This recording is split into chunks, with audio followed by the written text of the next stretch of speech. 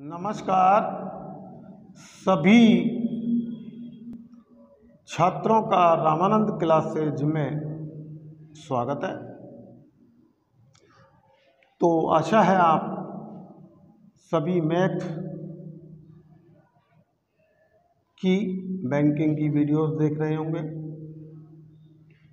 और engineering drawing इत्यादि की जो आपको बैंक टेक्निकलों को भी जो मिल रही है। तो अब मैं आपको संधारित्र में मैंने पिछले वीडियो में कैपेसिटर में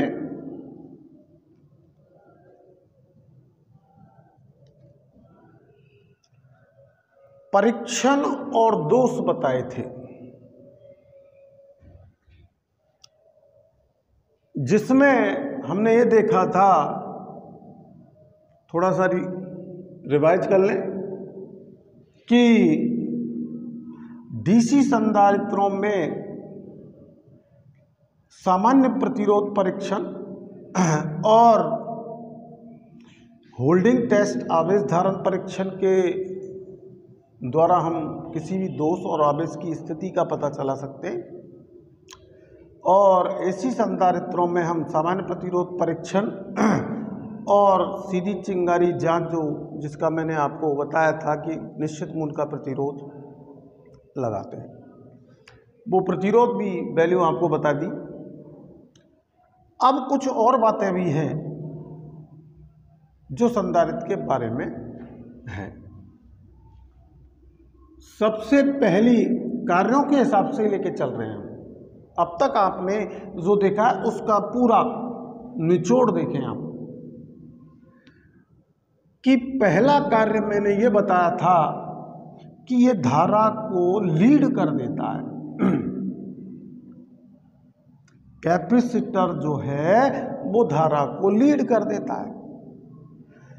तो उसके बाबत मैंने आपको कैपेसिटर की चार्जिंग और डिस्चार्जिंग स्थितियां समझाई, जिसमें आपने देखा कि एक कैपेसिटर जो है शक्ति के 2 चक्र एसी के 1 चक्र में पूरा करता है। तो पहले अचानक करंट की, परपथ करंट की कमी आती है और फिर जो है कैपेसिटर आवेश का भंडारण करता है। उसके बाद वो जो शक्ति लेता है, जो आवेश लेता है, उसके हमें दुगना साइकिल दे देता है। शक्ति जो है रिटर्निंग में 2 टाइम्स दे देता है, जिसके कारण जो धारा थी परपथ में अगर किसी कारण से पश्चगामी हो गई थी, वो लीड हो जाती है। तो धारा को अग्रगामी करना बताया था मैंने। दूसरा इसका जो मेन कार्य बताया था, पावर फैक्टर सुधारना, शक्ति गुणक सुधारना। जैसा कि नाम से ही स्पष्ट हो रहा है कि शक्ति गुणक, शक्ति को गुणज के रूप में बढ़ा दे।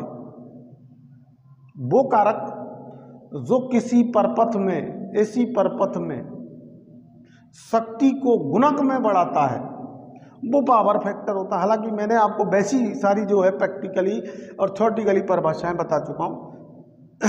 तो समांतर में हम कैपेसिटर पावर फैक्टर को सुधारने के लिए लगाते हैं। अब जब समांतर में लगाते हैं तो आप जानते हैं कि धारिता का मूल्य बढ़ेगा,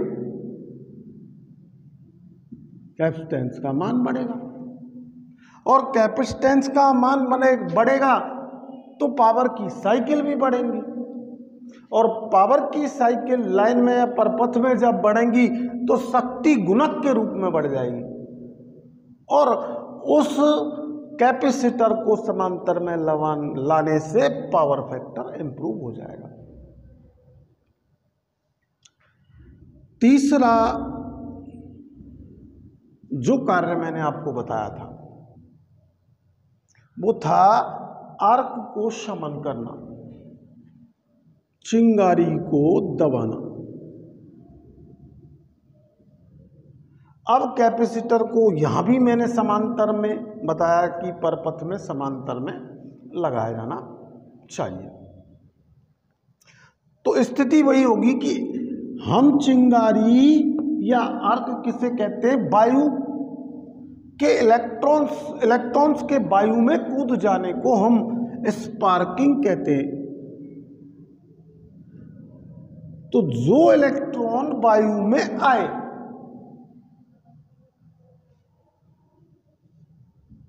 उनको आवेश के रूप में समांतर में लगाने से कैपेसिटर भंडारण कर लेता है, तो चिंगारी को दबा देता है। अब देखिए चौथा कार्य, रेडियो व्यतिकरण प्रभाव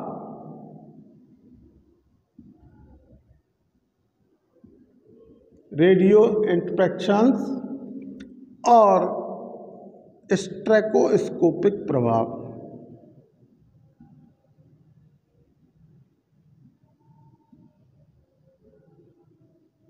क्षणिक दीप्ति जिसे हमने नाम दिया था।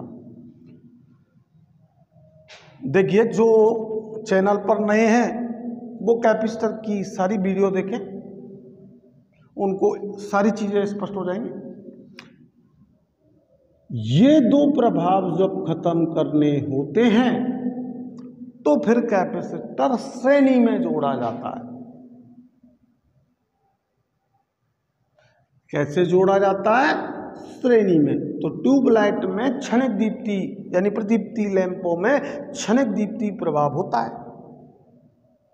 और जैसे मान लीजिए आपकी यूनिवर्सल मोटर है, मिक्सी है, तो उसमें हम अपकेंद्रीय कुंजी विधि का प्रयोग करते हैं चाल रोकने के लिए, चाल कंट्रोल करने के लिए। तो वहां पर हम जो है कैपेसिटर लगाते हैं।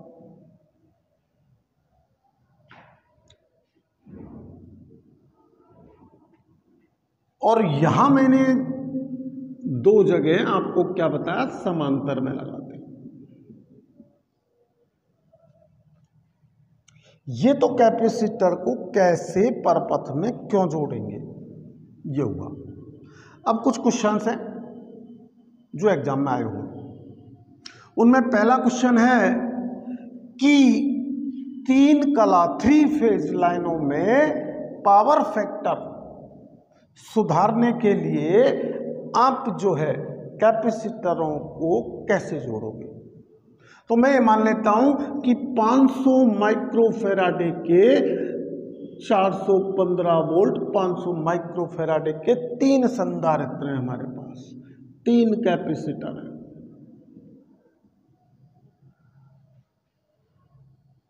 अब ये कैपेसिटर ये आपकी तीनों लाइन हो गई, 3 फेज लाइन हो गई। तो दो तरीके से आप जानते हैं 3 फेज में 2 प्रकार के संयोजन होते हैं, एक स्टार और एक डेल्टा। मैं पहले स्टार बना रहा हूं जिसमें 3 कैपेसिटरों को मैंने जोड़ दिया। अब देखिए फर्स्ट फेज से ये सेकंड फेज से जोड़ दिया, ये थर्ड फेज से जोड़ दिया। तो तीनों कैपेसिटर तीनों लाइनों में इस समय समांतर में भी हैं और स्टार संयोजित हैं। तो स्टार संयोजित करके भी हम पावर फैक्टर सुधार सकते हैं। एक संयोजन आप डेल्टा भी देख लें कि डेल्टा में भी समांतर की स्थिति में ही लाइनों के होगा।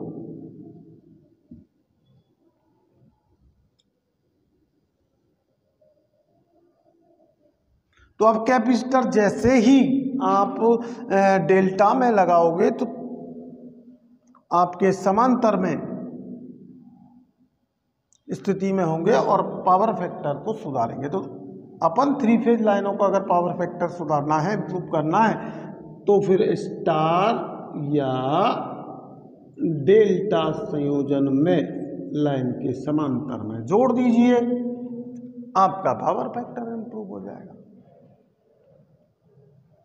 अब देखिए इसके बाद जो प्रश्न मैं आपके सामने रखने जा रहा हूं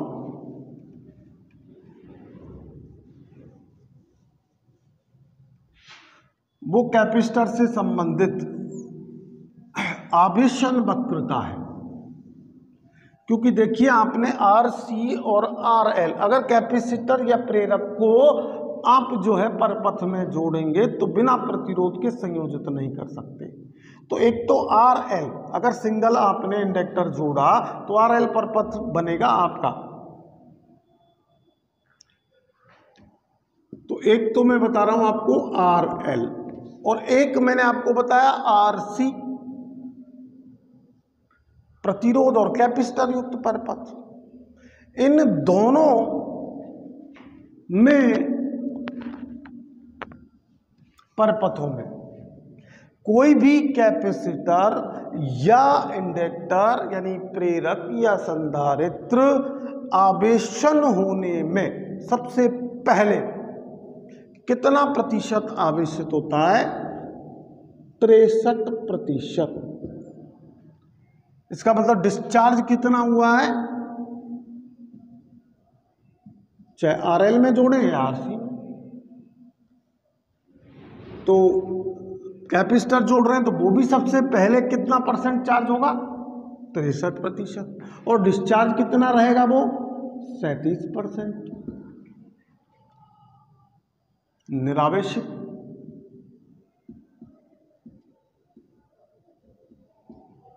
तो किसी कैपेसिटर या इंडक्टर के 63% आवेशित या 37% निरावेशित होने में लगा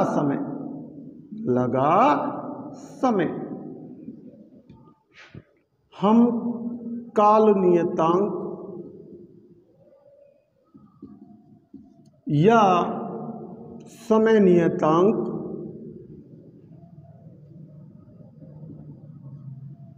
जिससे टाइम कांस्टेंट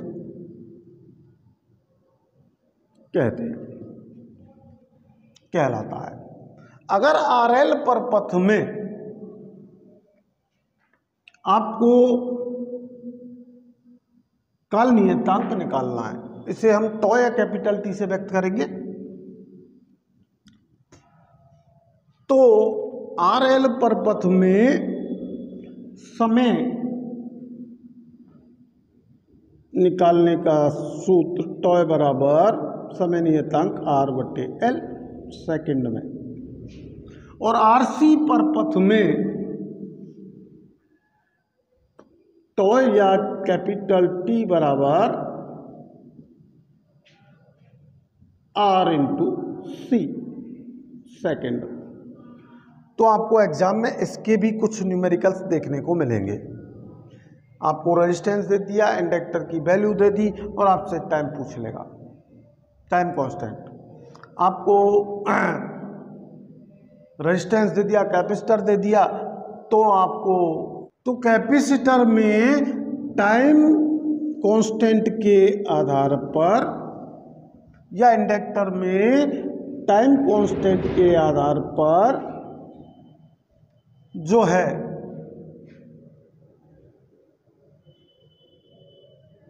वो वक्र खींचा गया।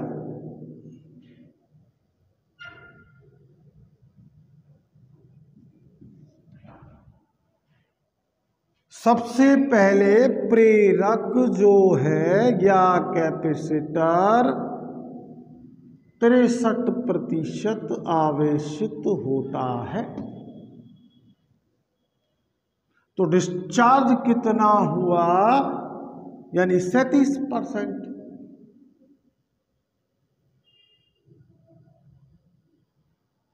कितना हुआ?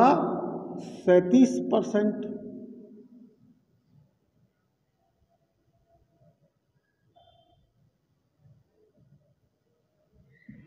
अब इसके बाद इतने ही टाइम में जितना समय उसने 63% आवेशित होने में लिया, उतना ही ठीक समय प्रेरक या कैपेसिटर लेने के बाद 86% आवेशित होता है। तो ये टॉय 1 है, ये टॉय 2 है, यानी अब डिस्चार्ज कितना रहा? 14%।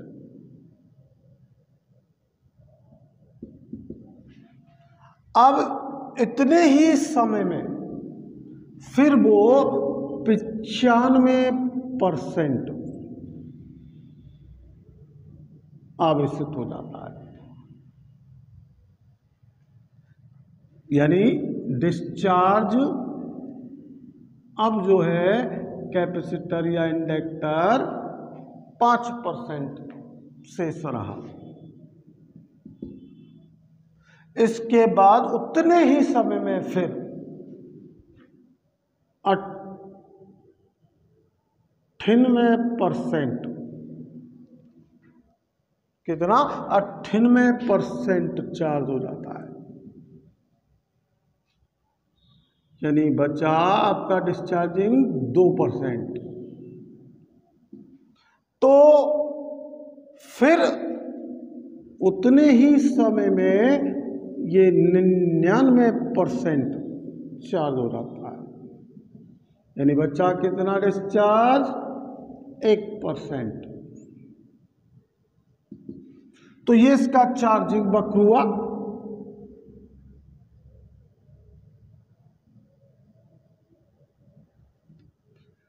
अब इधर क्या है, आपको वोल्टेज दे दी जाती है, क्योंकि जोड़ा गया है वो कैपेसिटर को वोल्टेज से,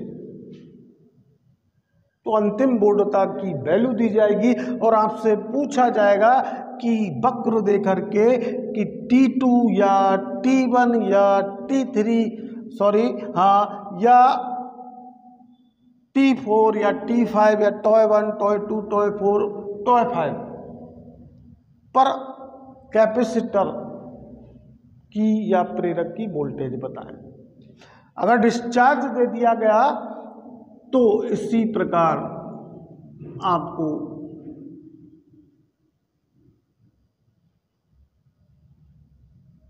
फिर आपको फाइनल वोल्टेज उसकी पूछेगा, उस समय की वोल्टेज पूछेगा वो।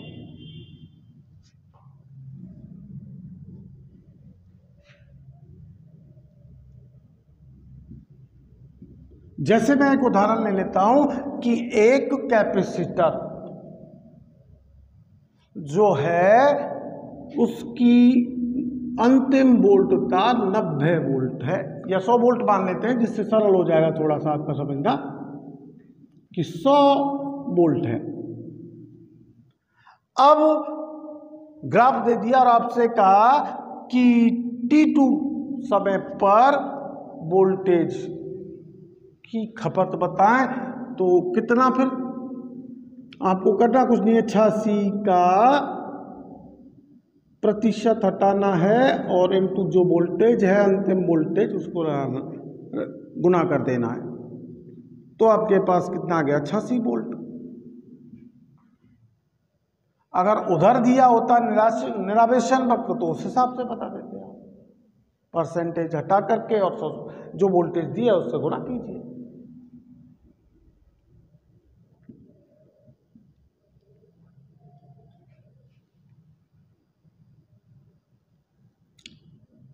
अब देखिए कैपेसिटर में परीक्षण करते समय कुछ प्रश्न जो बनते हैं, तो वो मैं आपसे कर रहा हूं और यहीं पर आपके कैपेसिटर का समापन होता है। पहला प्रश्न है मेरा आपसे कि कितने प्रतिशत धारिता कम या अधिक होने पर उस कैपेसिटर को तुरंत प्रतिस्थापित कर देना चाहिए। दूसरा, कैपेसिटर के धातु के डिब्बे, संधारित्र के धातु के डिब्बे और टर्मिनल के बीच रोधन प्रतिरोध का मूल्य क्या होगा? ये दूसरा प्रश्न है आपके लिए। तीसरा, एक कैपेसिटर का प्रयोग या परीक्षण करते समय कौन सी सावधानी बरतनी चाहिए? जब आप किसी कैपेसिटर की टेस्टिंग कर रहे हैं तो विशेष करके इलेक्ट्रोलाइट। क्यों इलेक्ट्रोलाइट? क्योंकि BIS द्वारा अगर अनुशंसित किया गया है तो वो कैपेसिटर किया गया है विद्युत अपघट्ट। अब जितनी भी ऐसी मोटर पड़ेंगे उनमें वरीयता हम किसको देंगे? विद्युत अपघट्ट कैपेसिटर को। जहां पर पावर फैक्टर सुधारा जा रहा है वहां पर भी लाइनों में हम कौन से प्रकार का कैपेसिटर जोड़ेंगे? विद्युत अपघट्ट BIS के अनुसार। तो अगली वीडियो में मिलते हैं। आपको बेहतर वीडियो प्राप्त करनी है तो आप सब्सक्राइब करें, लाइक करें और कमेंट्स करें और बेल आइकन का बटन पर प्रेस करें। और जो भी हमारी फैकल्टी है, जैसे कि बैंकिंग के लिए जय वशिष्ठ, उनका उत्साहवर्धन करें जिससे वो आपको बेहतर रीजनिंग और अर्थमेटिक की तैयारी करा सके। धन्यवाद।